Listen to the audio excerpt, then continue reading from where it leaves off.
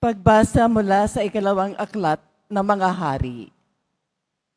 Minsan, si Eliseo'y nagpunta sa Sunem. May isang mayamang babae roon at siya'y inanyayahang kumain sa kanila.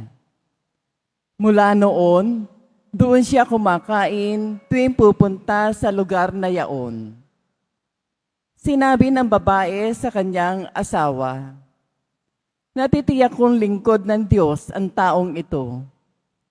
Bakit di natin siya ipagpagawa ng isang silid para matuluyan niya tuwing pupunta rito? Bigyan natin siya ng higaan, mesa, upuan at ilaw." Nang magbalik si Eliseo, doon siya nagpahinga sa silid na inihanda sa kanya. Pagkaalis ng babae, tinanong ni Eliseo si Gizi, "Ano kaya ang maitutulong natin sa kanya?"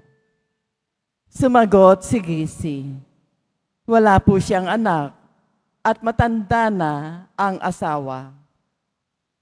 "Tawagin mo uli," utos ni Eliseo. Nagbalik ang babae at tumayo sa may pintuan. Sinabi sa kanya ni Eliseo, "1 taon mula ngayon, ikaw ay magkakaanak." Ang salita ng Diyos. Salamat sa Diyos.